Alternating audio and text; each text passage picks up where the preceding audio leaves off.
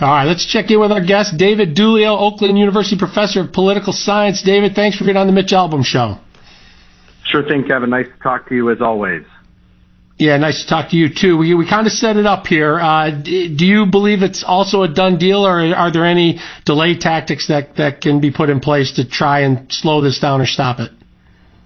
Yeah, I was just enjoying the banter there between you and the crew. That was great stuff. I think you guys are nailing it. And, you know, I do think it's a done deal. The Democrats have admitted really from day one that they have really no power to stop it. And you laid it out. There's going to be a vote tomorrow in committee. Democrats are going to boycott that vote. No Democrat member of the Senate Judiciary Committee apparently is going to show up for that vote. But the rules of the committee state that 12 members must be present to refer a nomination to the floor, and there are 12 Republican members of the committee. So that vote's going to sail through, and it'll be on to the floor next week. We were kind of talking before you came on about what people should do when they have the power, or maybe if they should have some restraint. Back in 2013, explain what happened with the nuclear option. Well, in 2013, Democrats were in charge of the Senate. Harry Reid from Nevada was the majority leader.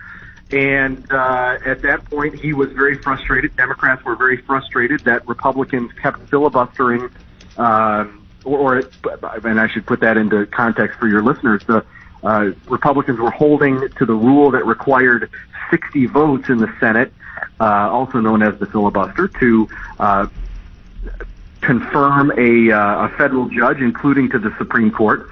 And in 2013, frustrated with the fact that they couldn't get President Obama's Democratic appointed judges through to the federal court level, Harry Reid and Democrats changed the rules and made it so that only 51 votes rather than 60 were needed. And that really set us on the course to where we are now, which included in 2017, I believe, Mitch McConnell changing the rules along with Republican votes to lower that bar from 60 to 51 for Supreme Court justice.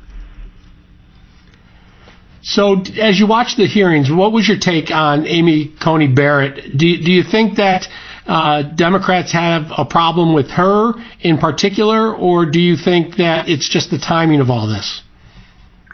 Frankly, I think it's both. And you've seen that play out from day one where Democrats complained about the process. And in your back and forth before I came on, I heard comments about hypocrisy, right? And there's no doubt there's hypocrisy here, but it's on both sides, right? In 2016, Democrats wanted in an election year to have a judge confirmed to the Supreme Court. Now in 2020, when the tables are turned, Republicans want that to happen. So everybody's on the opposite side that they were 4 years ago.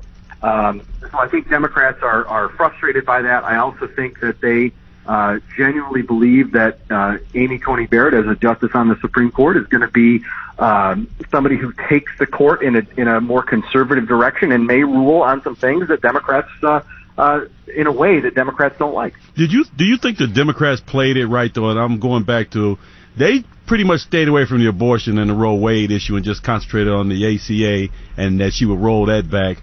But they know they wanted to, and they know that, Feinstein got in trouble when she had her confirmation to the circuit court, so they tried to steer from that. And a lot of the real left-leaning people are upset about the way she handled it. Do you think they handled it right?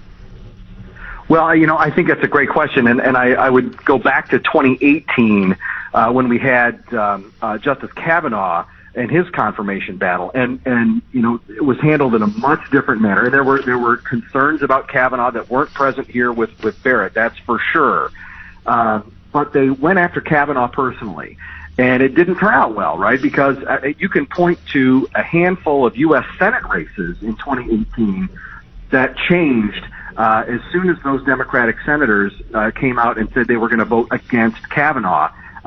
Because I think it riled up the Republican base to see that nominee treated in that manner, even though those were incredibly serious accusations. It turned out to be a personal thing, right? And we saw some Democrats in the Senate pay the price of their seat in the Senate for voting against Kavanaugh. And I think Democrats were a little nervous about that this time, so they stayed away from the personal stuff with Judge Barrett. Even though you start to see some of that come up now with some stories about the kids that she has adopted, and I think that's playing with fire if Democrats do that over the next week or so. So Justice Barrett would start work immediately. Is it possible or likely that she would make any decisions on what happens in this upcoming election if it's as close as people are saying?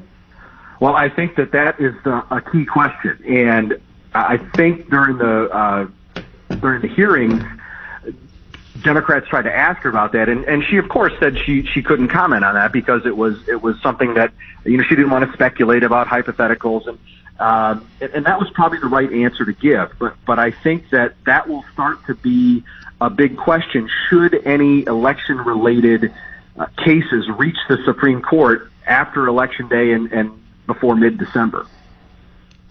All right, David Dulio, Oakland University professor of political science. Thanks for being on the Mitch Albom Show today. My pleasure. Thanks for having me.